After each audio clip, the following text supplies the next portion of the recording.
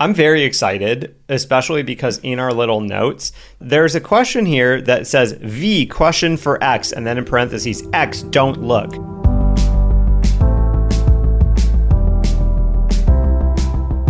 Hello and welcome to the Pillow Talks podcast. We're your hosts, Vanessa And Xander Marin. I'm a sex therapist with over 20 years of experience. And I'm just a regular dude. We share the ups and downs in our relationship while giving you step-by-step techniques for improving yours. Make sure you subscribe for your weekly double date full of totally doable sex tips, practical relationship advice, hilarious and honest stories of what really goes on behind closed bedroom doors, and so much more. It's the sex education you wish you'd had. All right, we are recording episode 69. Yes, it is episode 69. And we couldn't hold out to do the 69 episode as our 69th episode. We thought about it, but it was a while ago, and we were like, we'd have to wait so long. Well, we did it June 9th, because then that was 6/9. Yeah. I mean, honestly, that's a better option. And also the anniversary of our podcast. So I remember back then we were thinking, oh, what's better, 6/9 or the 69th episode?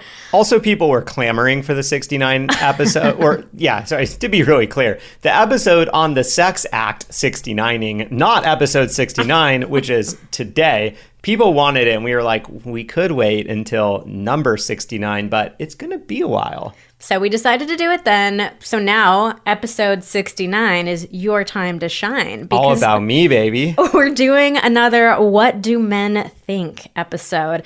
The original one that we did was so popular, and people just clamored, as Xander might say, for another episode. So we decided, okay, we've got to do a part 2 to this. And since Xander didn't want to have to speak for all of mankind again. It's tough. It's a lot of responsibility. It's a lot of responsibility.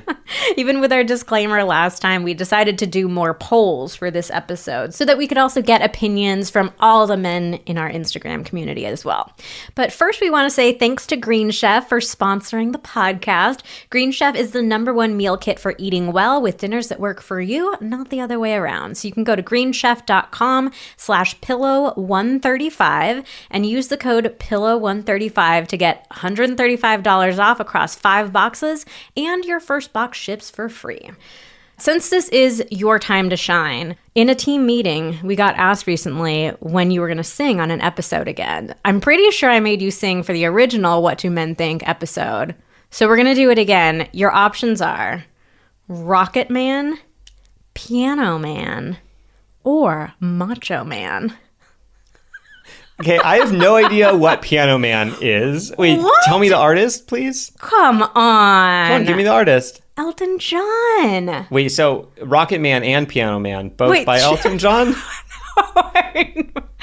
Rocket Man is by Elton John. Piano Man is by Billy Joel. Okay, I can't say I know Piano Man, so I'm going to have to do Macho Man.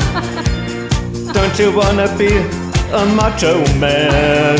Very good. Do you know are there other words in that song? There must be. Is there like a verse? I have no idea. Hold on. Okay, we had a quick Google break. I did look up the Macho Man lyrics. They're weird.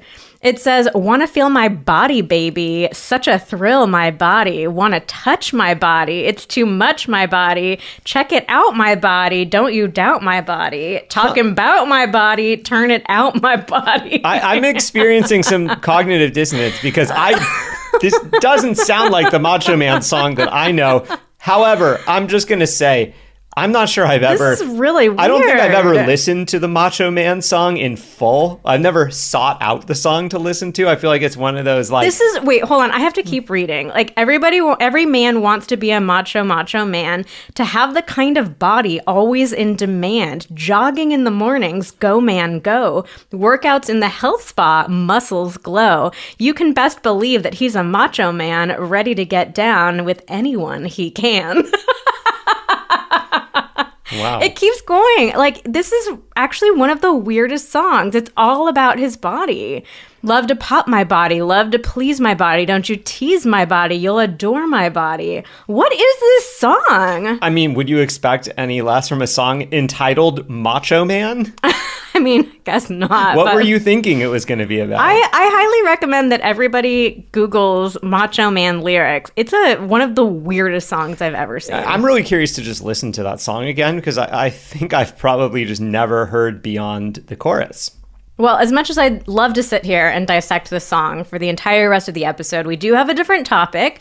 We put a call out to Instagram and we said, let us know, what else are you curious about? What do you want to know about what men really think about this particular topic? And this is a bit of a heteronormative, or I guess cisnormative topic. We were asking, women, what is it that you want to know about men? So we put a call out to our Instagram audience. We said we're doing a What Do Men Really Think episode part 2. Give us the questions, the topics that you want to know. And we do just want to call out at the beginning that these are mostly questions from women. Mm-hmm. People who haven't had the experience of being a man, people who are in romantic relationships with men, like just wanting to understand, like, what do men really think? What the hell is he thinking? What is going on in that brain of his? Thoughts about lingerie, women who make more money or have higher sex drives, breast size, and even the $1 million question, which I won't say. We'll leave it until the end. Oh, okay. Let's do a little it. Spoiler alert there. So like we said, this episode is going to be a mix of Xander taking his time to shine in the 69, giving his opinions, but also we are going to be sharing with you the very fascinating poll results from our Instagram community. As much as I would like to just plow right ahead into the meat of this episode, we do have to put the brakes on a little because I have to deliver our review of the week. That makes it sound like the review of the week is like a bummer. No, the review of the week is awesome. It's a great part of the episode. All right. But first, the review of the week. How's that for a little more excitement? Make time for this podcast. This podcast changed my life. I was taught early Excuse me, you're skipping over the emojis. Okay. Exclamation marks. This podcast changed my life. It's not just exclamation mark. Warning, this podcast changed my life. I was taught early on in my life that sex is something to be ashamed of. And then there's kind of like what is that? It's like a sad face. I think it's the ashamed face. Ashamed face. And not a topic for open discussion. Listening using an emoji, listening to this podcast, applying some of the things they talk about, and practicing communication about sex with my husband, and there is a nice emoji illustration of a husband and wife in love, has completely changed my perspective on sex. In my opinion, this podcast will provide anyone with a new perspective and information to make informed decisions inside and outside the bedroom. Also, I enjoy laughing. Wow, that's definitely the best part of that. A wonderful aside, accentuated by emojis of a person laughing / blowing stars out of their mouth. I think that's like yelling. I don't know if I'd call that laughing. Yelling stars. Thank you both for making a difference in the world, one episode at a time. Thank you so much for this delightful review. Those were some good emojis for Xander. I think you got him with the warning exclamation points. But seriously, reviews are so helpful for helping the podcast grow and reach new people as our way of saying thank you for taking the time to leave a review on Apple Podcasts. And to do that, you have to get to like the main Pillow Talks page and scroll to the bottom and you'll see a place where you can write in a review. So to thank you, we do a weekly giveaway where if you are selected as the review of the week, you can DM us on Instagram at Vanessa Marin Therapy, send us a question, and we will respond with a mini personalized coaching session with our best advice and our best tips. And if you don't have Apple Podcasts, then you can also just share the podcast in your story on Instagram. That also really helps. Yeah, we really, really appreciate that. And you can also leave star ratings on Spotify too. Yeah, why don't you do all those things? Do it all.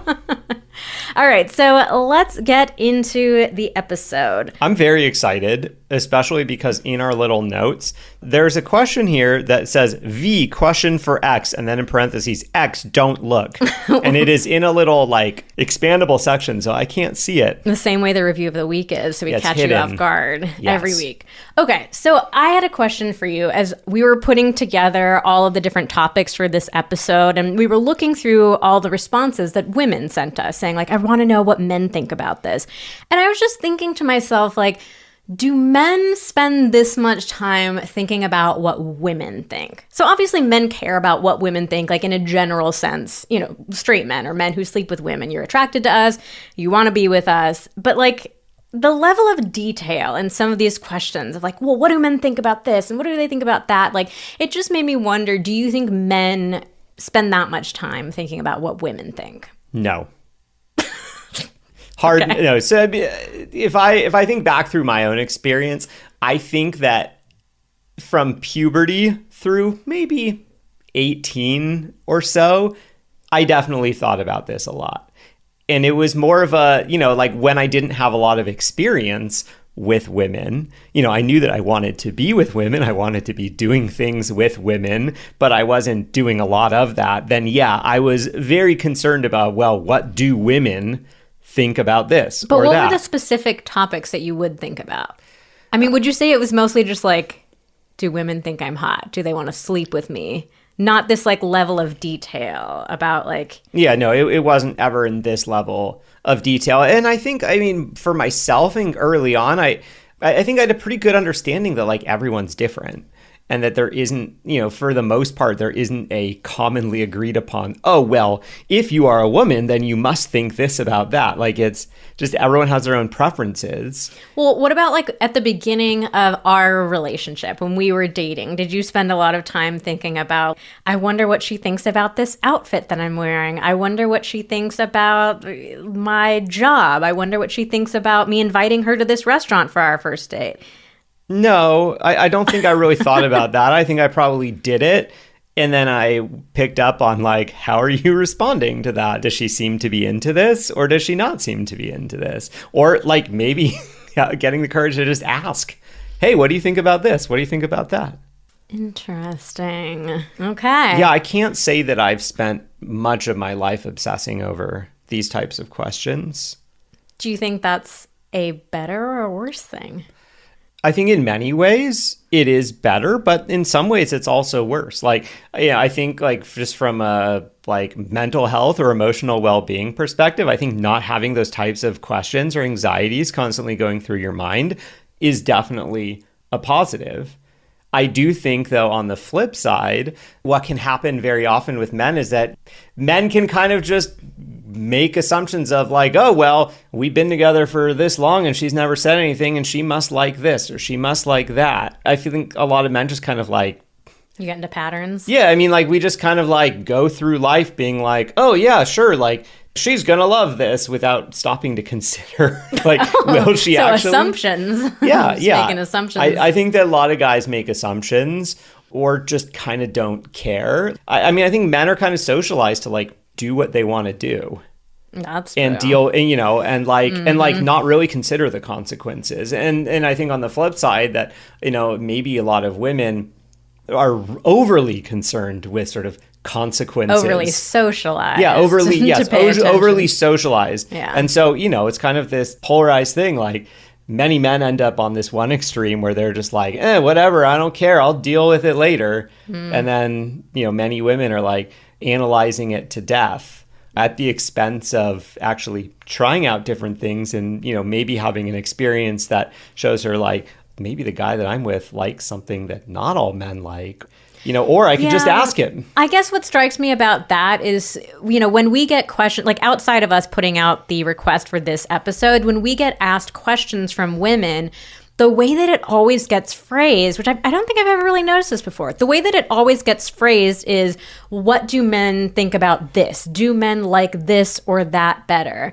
So obviously, like, they couldn't be asking, you know, hey, what does my partner think about this? Because obviously we don't know their partner and we don't know how to answer. But I do think that a lot of women pay more attention to, like, overall, what do men like and what are they into, rather than taking that step that you were just mentioning of, like, asking your partner specifically. Yeah, I mean, I think it's a way to avoid having an awkward, or what you worry might be an awkward conversation. And I think that, yeah, very often, you know, we ask these questions, oh, what do guys think about this, as a way to actually avoid the, you know, the more personal question.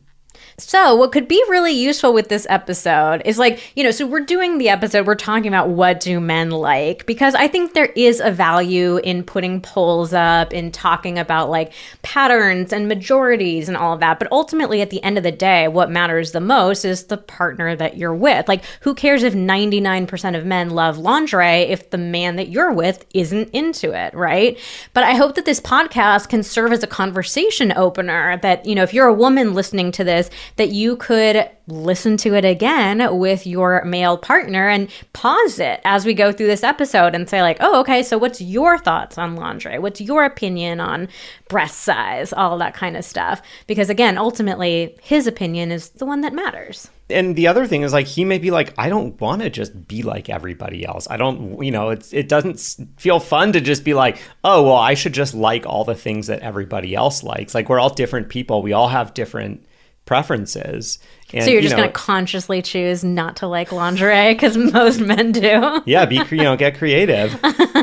Okay, so speaking of lingerie, that was our first topic. So we put a poll up on Instagram. We said, men, how do you really feel about lingerie? And these results surprised me a little bit. Yeah. We gave 3 options: love it, neutral, and don't like it.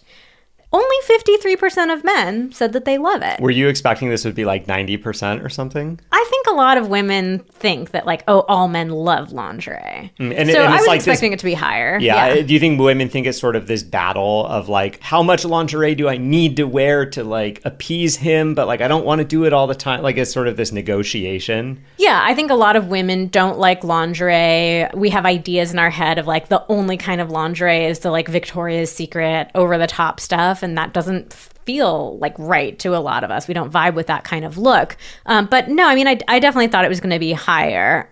Don't like it was 7%, which was kind of about what I was expecting. And neutral was 40%. This doesn't surprise me, and let me tell you why. I can relate with both the love it and the neutral category. Really? Because I do. When you wear it, I love it. I get a lot of enjoyment out of it. However, I don't find myself ever thinking, God, I wish she would wear more lingerie. God, the only way I can get turned on is if she's wearing lingerie. Like, like, oh, I have to have it. I just don't think that way. It's just like, but it's like you go out, you go out for a fancy meal and it's really tasty and really delicious, but no one's like, oh my God, now I'm just going to go to this 7-course meal restaurant like every single night. But the amount that you love it when I wear it, I would 1,000% have put you into the love it category if I was answering for you. You're really into it when I wear it. Yeah, my eyes work. My eyes work and you look fucking good. However, if you were to never wear lingerie again, I don't think I would blink an eye. Yeah, I wouldn't get, that enjoyment out of it that I get in those moments when you wear it. But also the reality is when you wear it, you're wearing it for a very short amount of time before it comes off. The wrapping on the gift, like we said in our hot takes episode. Yeah, I mean, that's a really good point. It's like a present. If you think about like receiving presents on your birthday, what if someone was like... This is already a bad comparison because I want presents all the time. No. But what I mean is if I was like, okay, you can keep getting presents, but they're never going to be wrapped again, would you be like, no, don't give me the presents if they're not wrapped? No. All Just right. give me the presents. I rest my case. I mean, I would put you in the love it category. But maybe we could have had more, subtle category options for people, because I do think a lot of women interpret this as, oh, I have to wear lingerie every single time if my partner loves it. And that's definitely not the case. Yeah, I mean, I think there's lots of things in your life that your partner loves that you don't do every day, that you maybe don't do every week, that you maybe don't do every month. You do them sometimes and you get a lot, and your partner gets a lot of enjoyment out of it. I love traveling. I don't want to travel constantly. I like to be home. I like to live, have like my life here and all that, all the stuff that I do here. But, I also like to travel. sometimes. All right. Let's move on to the next one. This was another one where the results surprised me. Yeah. So we asked, how would you really feel if your partner, your female partner, had a higher sex drive than you did? So we gave 3 responses again: cool, neutral, and I wouldn't like that. 72% of men said cool, 21% said neutral, and 7% said I wouldn't like that. Now, I'm going to jump in here and say these numbers are BS. I agree. I totally agree. But here's what I think. No, here's what I think happened. I think men were thinking of this question as, how would you feel if your female partner had a higher sex drive? And they're like, yeah, cool. But they weren't thinking about higher than you, higher than your sex drive. Yeah. I think a lot of men do not, I mean, I'm being totally honest here, because I don't think it should be this way. Like, we talk a lot about sex drives, how they fluctuate. They're always mismatched in every relationship. It shouldn't matter who's happens to be higher than the other person. But I think that the honest reality is that a lot of men really struggle with having a woman who has a higher sex drive than he does. I think we've got a lot of like caveman and cavewoman socialization that's gotten under our skin. This is something that you and I have struggled with too, to be brutally honest. Like, there have been times where my sex drive was higher than yours and you did not respond to it well. No, I didn't. I did not. And I agree with you 100% on this one. I think this is a really interesting question because I think it's one where I agree with these results in principle. I think a lot of men in principle like the idea or the fantasy of she wants sex all the time. Like, that sounds like a great idea. But then in practice, I think these results would be totally different. If you're like, all right, you are 2 months into your partner having a way higher sex drive than you, how are you feeling about it? I think a lot of guys would feel like their ego is threatened, feel like, I'm not performing my duties as a man. I can say this from my own experience. When we were in this situation, I avoided situations that I thought might lead to sex because I was scared about whether I would want it, whether I would be able to perform, and what that might mean about me if I couldn't. So, yeah, I think that a lot of men like the idea of it. I think that an interesting follow-up question for the future could be like, do you like the idea of her having higher sex drive than you? And then a follow-up of, okay, have you been in a relationship with someone where she has had a higher sex drive than you? How was it for you? Mm-hmm. I think we would get wildly different responses to those two. Yeah, I mean, I think, again, like, just to be crystal clear, like, our belief is it really doesn't matter who has the higher sex drive. We've pulled this before, and I believe it was something like in 48% of male-female relationships, the woman was the one who has the higher sex drive. So, it just is normal. It's common. There's nothing wrong with it. The problem is all this crappy socialization that we receive, all these stereotypes that we have of like, men want it wherever, whenever. Men are supposed to be the initiators. Women are just supposed to be like the responders, the initiators. Like, and also like the only way for a man to respond to sex being initiated is like to get hard and use his penis to have intercourse. Mm-hmm. Like, there's no other option. I think that's really the thing, the stumbling block that a lot of men have. I know I certainly did, of just feeling like there's only one way for me to do this. And if I have any concern that I can't do that, then I need to just shut this down. Mm-hmm. Yeah, I mean, I think it's like, when we also had a question about like women initiating sex. And I think a lot of men enjoy that in individual circumstances. But if there's this feeling of, ooh, she's initiating a lot, and she's initiating in times that I'm not, like, I wasn't thinking about it in that moment, or I wasn't excited about it in that moment, then it starts to lead to this sense of pressure. Before we go any further, we just want to tell you a little bit more about our podcast sponsor, Green Chef, because we are so excited to be working with them. And they have a great deal for you. You can go to greenchef.com/pillow135 and use the code pillow135 to get $135 off across 5 boxes, and your first box ships free. So we had to try Green Chef out because we will not recommend anything on this podcast unless we have tried it and loved it.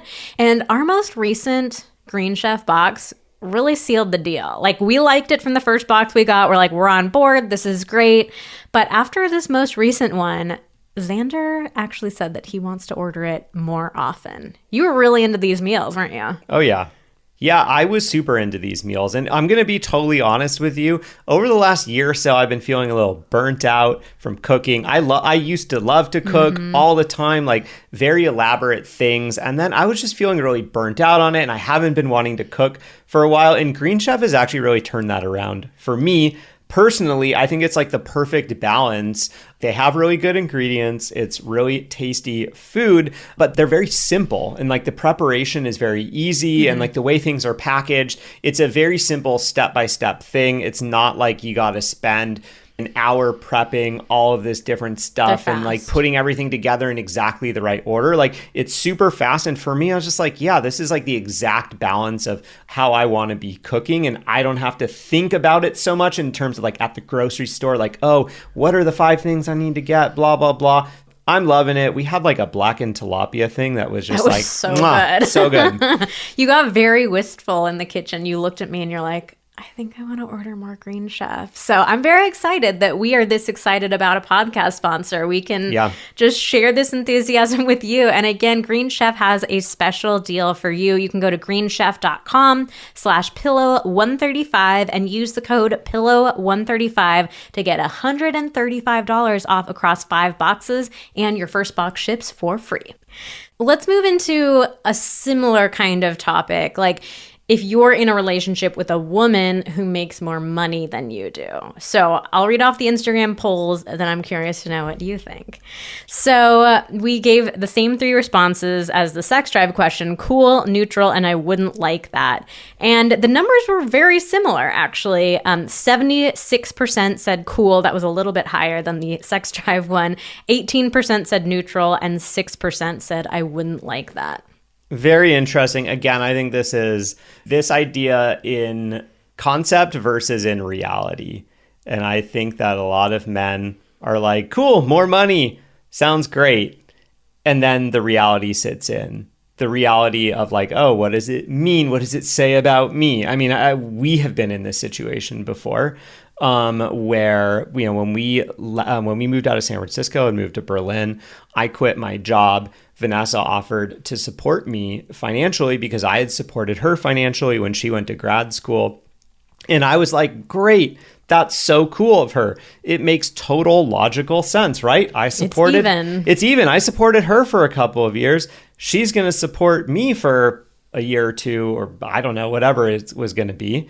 And I was totally cool with that. And then like literally when we moved and like Vanessa started working the first day, and I'm like sitting around like, oh, this is where we're actually at now. Like, what the hell am I doing with my life? And it didn't feel very good. However, I mean, I think the key here with both of these is that just because there's this difference in like what guys are saying when they're thinking about this in theory versus how we suspect they actually think in reality, these aren't reasons to be like, oh, you shouldn't make more money than your male partner, because it's not your job. Oh, no, it's not your job to make him feel good about that. I think the interesting thing is it just presents an opportunity for men to get honest with like, okay, yeah, I like this idea, but in practice, it doesn't feel very good. Like, this is an opportunity for me to get curious about what's coming up for me, what's going on with me, maybe talk to someone about it, and, try to see if you can change how you behave. Yeah, I mean, we're definitely not meaning this episode to be a like, oh, if men don't like it, then you've got to change how you're going to go about it. But I do think it's really interesting to like talk about the really tricky stuff that comes up here, that like we don't always have a crystal clear answer to some of this stuff. Like, obviously our perspective is whoever makes more money, great. Like, we are, someone's got to do it. Like, we're both feminists. We believe that women should be making just as much money as men. I can't believe we're still not even like to that point. So there's a whole bunch of other stuff that could be said about equality, but like, I hope it's obvious that, what we believe about this. But again, I think it's like just talking about the complex, really thorny issues that come up, which is that, that it can stir up a discomfort, even if rationally you're like, I get it, this makes sense, this is great. There's still some really deep feelings, that come up for you. So I want you to go a little bit deeper and tell me, like, when you stopped being the main provider, the only provider, and then became, you were not contributing anything financially to our, not anything. You're not contributing financially anything. to our relationship. Like, what kind of deep, dark, scary, twisty feelings did that stir up for you? Well, I think what the challenge was that, like I had said, logically, rationally, I was already like, cool, this is how it's going to be. I'm totally cool with that. In my head, I'm like, yeah, this should be fine. No problem. Then in my head, I'm also like, not only do I think I'm going to feel okay about this, but I should feel okay about this because feminism, because I believe in this stuff, because a man is not doesn't have to make more money than his female partner. And so there was both the like me thinking that, yeah, I'm going to be fine with this. And even if I'm not, I need to be fine with this because that's what I believe in. And so then it was really hard when I started feeling like, ooh, these kind of like twinges inside of me of like, ooh, I'm not sure I feel okay with this. I felt really ashamed and I felt really alone because I felt like I couldn't really talk about it safely because to admit that I'm not as evolved or progressive as I might think I am. Mm-hmm. So that was really hard. And it felt really hard because for me, at that time in my life, like I really wanted to take a break from work. I was feeling super burned out with what I was doing. I wanted a career change. I wanted things to change in my life. And, I knew I was taking the right steps to do that, but I just felt like I don't know what I'm doing. I just felt really like lost and alone and scared. And I felt ashamed because it felt like I wasn't getting with the program in terms of like what I wanted to believe in my brain. And I know that you've told me before too, like this socialization that you've gotten around needing to be the provider, that's such a like deeply ingrained part of a man's psyche. Yeah, I mean, it definitely is. I mean, for me personally, it was also an additionally ingrained part of my psyche because amongst my college friends, people jokingly referred to me specifically as the provider. Because amongst all my friends, like I was kind of the one that had held down a job the longest. Post-college, I had like worked my way up. I had moved on to like a really fancy job at Google. I had bought a condo for us in San Francisco. Like on paper, I had my shit together.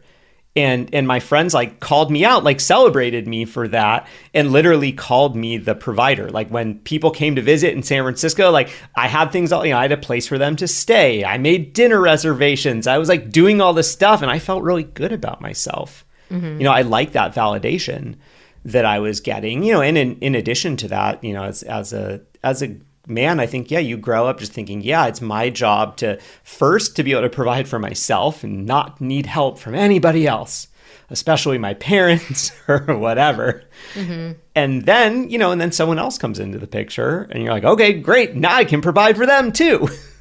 Yeah. So then the moment I found myself not actually providing for you and arguably not really much for myself either, it was just this like, whoa, I'm not prepared for this. Yeah. Like I can't, the last time I was in this situation was like when I was living at home with my parents and, they're paying for me to go to high school and live in their house and be a teenager. All right. Well, we went a little bit deeper on these two topics than I think we were anticipating going, but I just want to be totally honest. Like these are two issues that have caused some of the hardest times in our relationships. And it's exactly what you're saying, this conflict between what you feel like it should be and what your like rationality and your values and your mentality lines up with versus the feeling that actually can come up in the moment. And we can definitely do deeper dives onto either of those topics in the future. But I just think it's interesting to talk about the complexities because these are very complex. Yeah, just hearing you say that, like if I could go back and I could do things differently, when it came to either the money thing or to the sex drive thing, I think the thing that would have helped the most would be, if I had been able to just really plainly and simply acknowledge those things very early on. Like the best thing would have been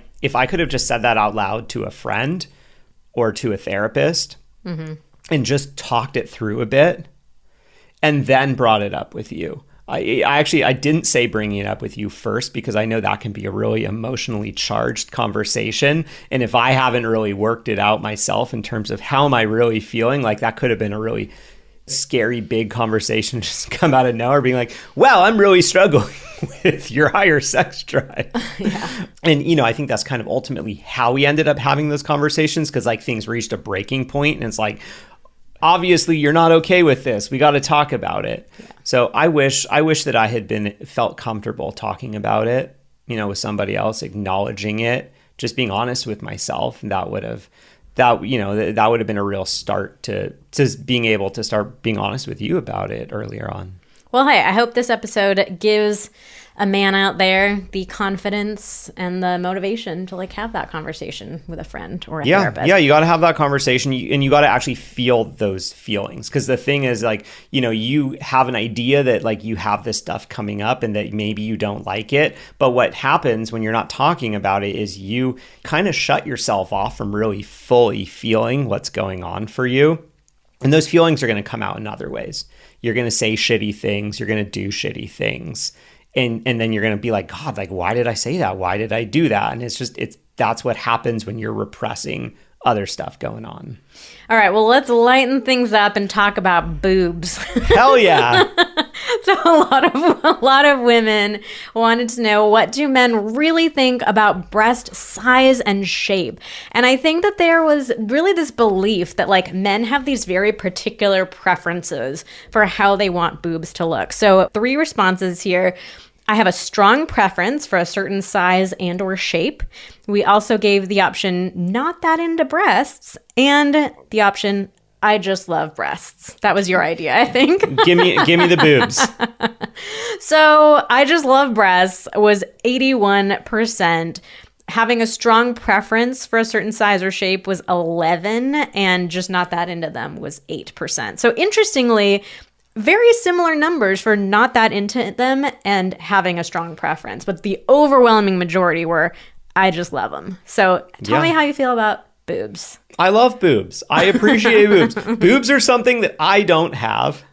And I think that's one huge reason why men are just so fascinated by boobs. Kind of like how you're fascinated by balls. But I wouldn't say I like love balls. Well, yeah. Like I'm not like, yeah, let me see those balls. I love any kind of ball. That's a bad comparison, babe. Okay, it's a bad comparison. Well, but the difference is that like with boobs, like I don't have them, but they are noticeable. Like I can see that they're there. They're being covered up, you know, various amounts of covered up, depending on what you're wearing, how big they are, all that stuff. So it's kind of like this thing is like, well, they're there. I'm curious about them, but. Okay, let me hit you with some rapid fire questions. What if I had one boob that was a lot bigger than the other one?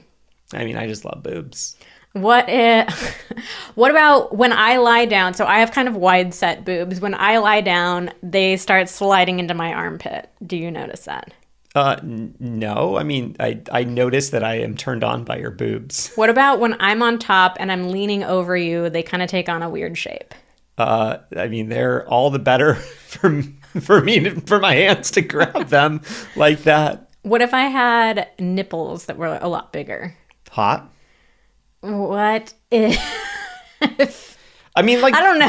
Boobs are like a snowflake. Like, there's so many different varieties and options, and you just love them. I just love them. It really does not matter. I mean, I think the thing with boobs is that, and I think maybe this is where like the misunderstanding is that, like, I mean, I think a lot of women are like, oh, I wish I had bigger boobs. Mm-hmm. Or I wish my boobs were perkier or whatever, right? Isn't that sort of the symmetrical? That's like sort of the stereotype. Yeah. And I think that this is the challenge. Oftentimes, like in movies or in media, in terms of like modeling and whatnot, like we very often are served up these images of people with sort of seemingly perfect boobs. And I think the reality is that, you know, men can appreciate that. You can be like, hey, those are some nice boobs.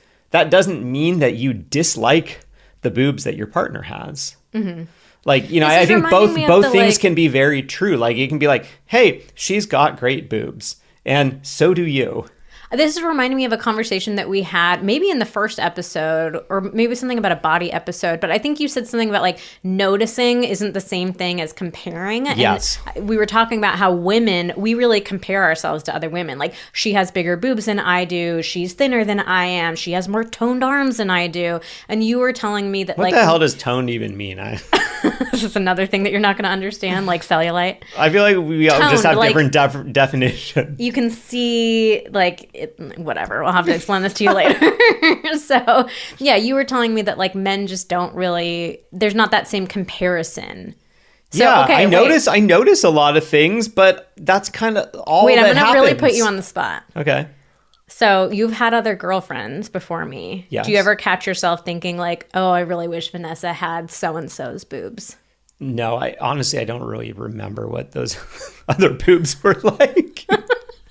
I guess we have been together a long time. I know. Like, I've never once got myself thinking that.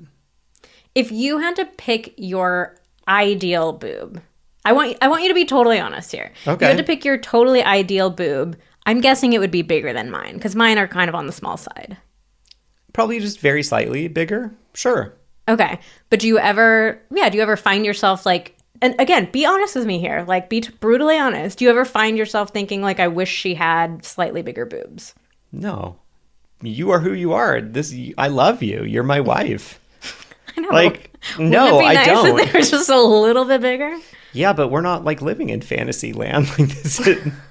Okay. It would be nice if I had more money. It would be nice if I don't know, I can think of all these things. It would be nice if I blah, blah, blah. Mm-hmm. But I don't know. I try to just live in acceptance of like, this is my life.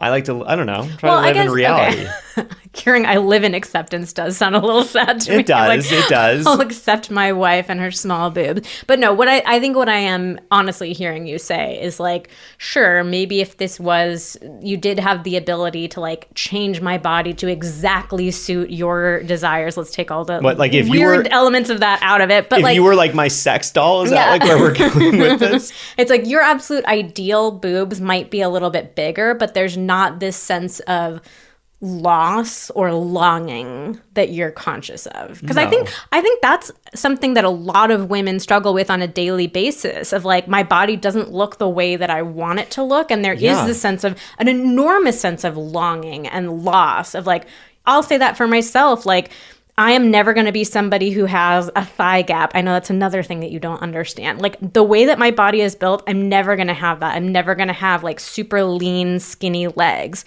And for as much work as I've done on my body, as much as I love my thighs, like just the way that they are, like there is sometimes, you know, when I see another woman who has these like tall, slender legs that are like as tall as I am, because I'm only 5 feet tall, there is this sense of like longing and loss of like, my body is just never going to look like that. And what I'm hearing you say is that you just don't have that experience looking at my body. Oh, yeah, no, I mean, because, I don't live with it every day, so I don't have that sense of longing. So, like, in reality, I think really what it is that, you know, if you're feeling that, it's very likely you're projecting that onto your partner because you have that feeling. Yeah. And you're thinking, oh, well, they, you know, oh, I know that they like bigger boobs. So they must be just every day being like, God, when are they going to grow?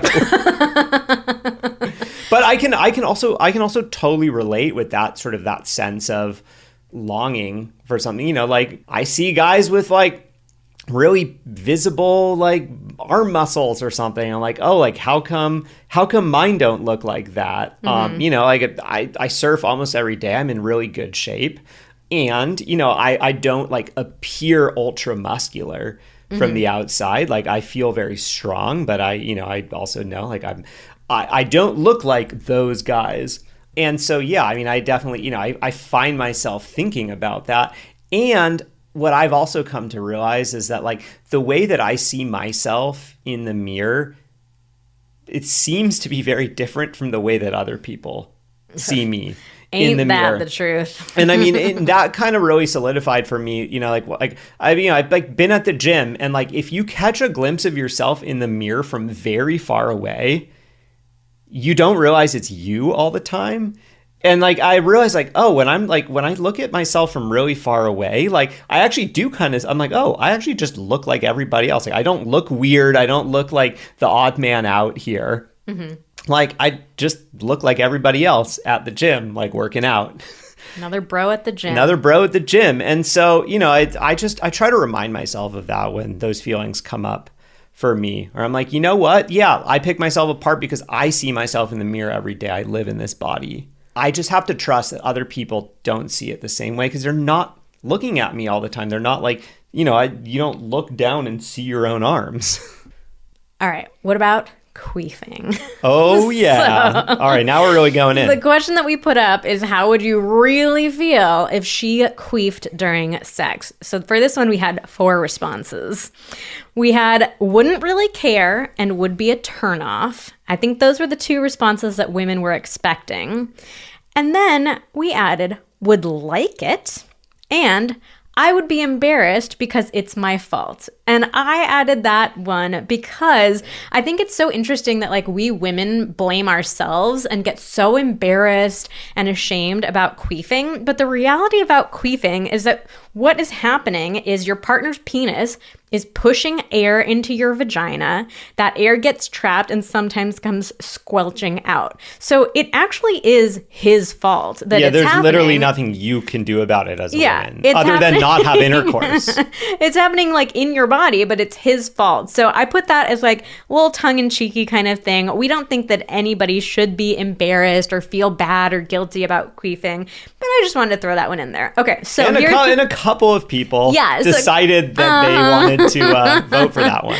A couple of dudes, 2%, said I would be embarrassed because it's my fault. Those are clearly people who have been longtime Instagram followers who've heard us talk about it before. The next one would be a turn off, 5%. Wouldn't really care, coming in at a whopping 87%. And would like it, 6%. So I really want to point that out. There are more men who would like queefing, be kind of turned on by it, than would be turned off by it. So what are your opinions about queefing? I'm into it. Oh no! I mean, look, I'm into sex sounds. noises.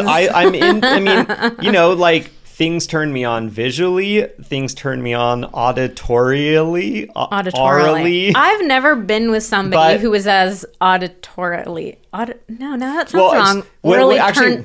I've never been with somebody who's as turned on by the sounds of sex as you are. You're very into it. Yeah, I guess that's a specific thing that I'm into. And that's great. I think it's hot. Like sex is sexy and the sounds that you make during sex, like indicative of good sex, I think. It's enjoyable for me. So I would be all for more queefing. Oh no, he's going to start really thrusting in there, trying to get that air trapped up in there. Okay, what about makeup? There were a lot of questions. We didn't put polls up about this one, so I just want to get your opinion. What do you think about heavy makeup, and what do you think about like no makeup at all? I love no makeup at all, or very light makeup. Like I guess I struggle to like know when someone's really wearing makeup unless it's super heavy and like that's kind of obvious. A full beat. That's what that's called. A full beat. Yeah. I mean, yeah, I don't love it personally. You don't love heavy makeup. Yeah. Yeah. Mm-hmm. Yeah, I mean, there have been times where I've like spent a lot of time doing my makeup and I think I look so good and you're like, meh, it's fine. I mean, like, what do you think? you look like what you look like. I don't know. To me, you say I look different when I'm wearing heavy makeup. Like, how do you think I guess I don't like you you looking so different. It's like you're a different person. I like you how you are. Like when we do photo shoot days and I get my hair and makeup professionally done. I think that we have, over time, the makeup has gotten a bit lighter. I think early on, maybe there were some times where you were a little more made up. Uh-huh. Yeah, I mean, I just like the way you look. I fell in love with this face. Yeah, I'm in love with the person behind the makeup. Oh, okay. And the makeup. Yeah. Sounds like a A weird romance novel or something. What about, okay, tell me more about no makeup, because so I like minimal makeup. I almost always do like my cat eyeliner, black eyeliner with like mascara, and I fill in my brows. That's all I do. But I do that just about every day. And so to me, when I wear no makeup, okay, so I'm wearing no makeup right now. Let me remove my glasses. I'm pretty sure unless you wore makeup to Pilates. I feel like my eyes don't look very defined and my eyebrows look kind of like thin and sparse. So I don't know. I'm shrugging. Do you prefer this to like what I normally do, like my eyeliner and mascara? No, I don't think it's really a matter of preference. I mean, I guess if we're talking about, I don't know, like looking our best, like maybe I do like, you know, the little bit that you do, because I'm comparing it to myself with, you know, because here I am sitting here. I just got back from surfing. My hair is kind of a mess. Like, I think. Okay, let me be honest. I can never tell the difference between your hair being a mess and you having done your hair. Really? It's so short. Nothing looks different. Nothing looks different. There's no product in it. So this is interesting because to me, you know, I'm like, oh, I don't think I look disheveled, because that's the one thing I do like about having this really short haircut is that I don't need to put anything in my hair. And, you know, my hair is like not going in a bunch of different directions. But I do think that, you know, after I've showered and I put, you know, the product in my hair that I like, I think I look a lot better. And what I'm hearing is that Vanessa has no idea. Honestly, I think I kind of prefer your hair like this. Like, it's kind of fluffy when it's short. I think that my hair looks kind of like dry and wiry. Fluffy. And I like it when the product is in. It looks a little more sleek. So this is really interesting. I'm hearing that, like, she actually kind of likes it more when I don't put anything in it. I mean, like, I think you look really beautiful right now. I'm not like, oh my God, where are your eyebrows? They're so undefined, I can't see them. This is Vanessa. When I think of what you look like, I think of this face.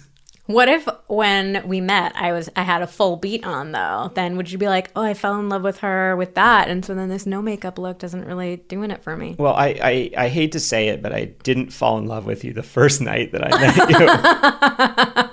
All right, fair enough. Okay, our next topic was moaning or making noise during sex. So we had 3 options here: love it, indifferent, and don't love it.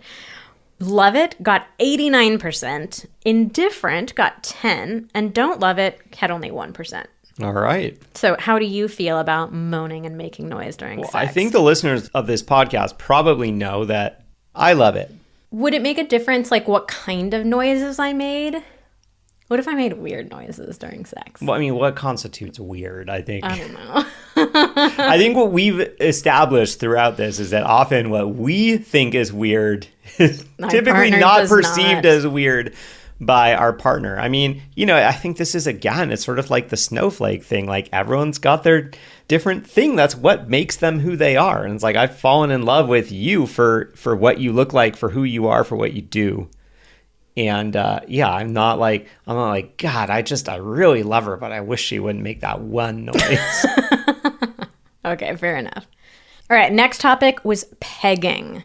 So, if you haven't heard us talk about pegging before. Yeah, should we define this? Yeah. I feel like every time, whenever we say something about this on Instagram, we end up with like a deluge of DMs. Deluge, yes. Like, what is pegging? Okay, so pegging is when a woman uses a strap-on to penetrate a man anally, to have anal intercourse with her as the penetrator, him as anal the intercourse receiver. In your butt. Full-on intercourse in my rectum. I think that's what you said. In your anus? In your anus, yeah, it was in the anus. Full-on intercourse in your anus. Which was technically anatomically incorrect. Yeah, I know.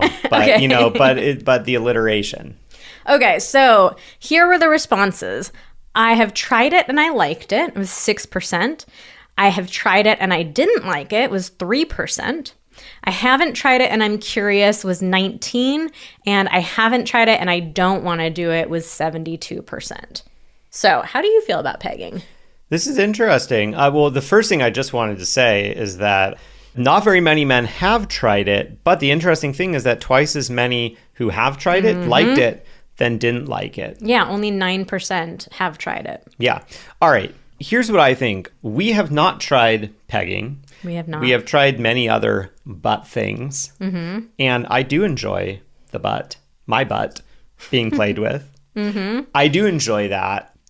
Yeah, I don't feel like a strong desire for full-on intercourse in my anus. I do enjoy a Go finger. back to the definitely, butt stuff episode if you have no idea what we're talking about. Yeah, I mean, from like fingers or like small toys, I know that I definitely don't like a lot of fast movement. I don't think not very many people like, really fast. You just like a little boop. Movement. Yeah, I like a little boop. I think it's a great compliment to other things.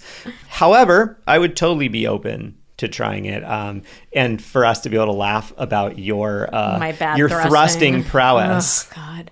I feel the same. If you were really into it, I would do it, but I don't feel like that much curiosity about it. I know it wouldn't be like physically that pleasurable for me, and I don't know. I'm just, yeah. And emotionally, it doesn't feel like it would be super pleasure. Like the power dynamic thing wouldn't be like, a huge draw.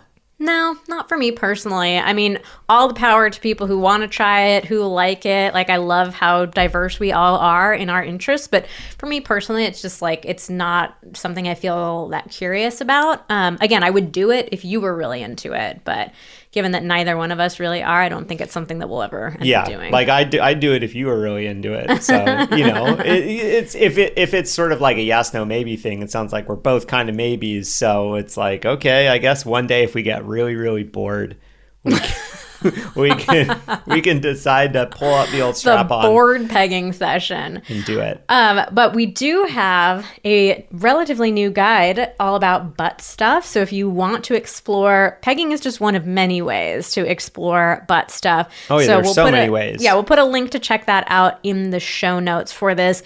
And you can also go back to our butt stuff episode if you want to, like, a little bit more of an introduction to it, as talking about some of the common barriers and blockages that come up around butt stuff. One thing in particular that I'll call out is, like, we talked about the question, does liking butt stuff make you gay, in that episode? Because I think that's a huge blockage for so many men. You've been socialized to believe that you're not supposed to have any attention paid to your butt, that it's gay.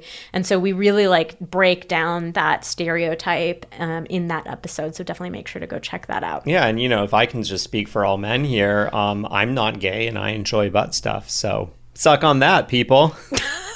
Suck on that. Interesting choice of words. Okay, so our final question was the $1 million question that pretty much all of us women want to know. What the hell are you thinking about when you are pooping for an hour? Ideally, I'm thinking about very little. I don't think I've ever pooped for a full hour or even close. No, I used to think the pooping for an hour thing was a joke. No. However, in senior year in college, I lived with two of my good friends. Fortunately, it was a 4-person apartment. It had 2 bedrooms with 1 bathroom on one side and 2 bedrooms with a bathroom on the other side. And thank God, I didn't know this, I didn't plan this, but 2 of them were on the other side and had their own bathroom. And God, those motherfuckers would each take an hour in the bathroom, and it was a running joke. Sometimes one of them would be slamming on the door, let me in, let me in. The guy on my side, we were just nope, you guys are not allowed to use our bathroom. We do not trust you. You take too long. No. But you could do 25, 30 minutes. I feel like I'm usually a 10 to 12 minutes. Oh, yeah, right. You're usually 15 to 20. But you could easily do 25 to 30 if you want to. Yeah, well, so look, here's the thing. It's sort of it's just it's me time. It's me time. There's no expectations of me. It's it's a bodily function. I got to do it. I'm okay, well, if I'm going to do this thing, I might as well just enjoy my time in here, pull out the phone, catch up on some YouTube videos. The things that I hear coming out of our bathroom. I think for the most part, it's YouTube videos, and it's just a little bit of time to watch something and not really think about anything. It's really nice, honestly. Poop time. I find myself, it's one of those things I don't really think about until it's the 30 it's like T minus 30 seconds. I'm oh yeah, I'm gonna go take a poop, and Yeah, I'm looking forward to this. I'm gonna enjoy myself. So that was the answer that we got from like the overwhelming majority of men who responded to this. They're like, I'm just on my phone. I'm just vibing. I'm playing games. I'm watching videos. I'm listening to podcasts. I'm just chilling. So this gave me a bunch of thoughts. Like, first of all, it's not good for you to sit on the toilet for that long. Like, it can lead to hemorrhoids. It can lead to pelvic floor issues. I think that we all need to give ourselves and our partners permission to have some chill time. We actually were joking about this on Instagram, and I called it like find your toilet. So I was talking about like, men just give themselves the permission to check out and go hang out in the toilet for like 30 to 60 minutes. And we had so many DMs from women saying like, it's so frustrating. They pick the most inconvenient time. Like, I have to be taking care of the kids and everything around the house while they're just in the toilet. And I'm like, we women need to find this same audacity to carve that time out of our days for some solo, like just vibing and chilling time. So I think women, we need to find our equivalent. We need to find our toilet. Find something. So it doesn't need to be the toilet if that's not what you like. You are not able to do that because your kids always barge in and want to hang out with you. Like, maybe it's something else. But and then for men, I think like we need to find some other time that you can just be chilling solo, where you're not sitting on a toilet straining and potentially causing some issues. But all right, so I need to find my toilet, but not on a toilet. Yes, we all do. So here were some other funny responses that got submitted in that question box. How I can spend more time in here without her noticing. I hope she doesn't realize I've abandoned her with the kids. She does. She does, and she's not happy with you about that. I'm so glad I didn't shit my pants. Are you able to think about that for longer than the time it takes to say that line? And this was the best one.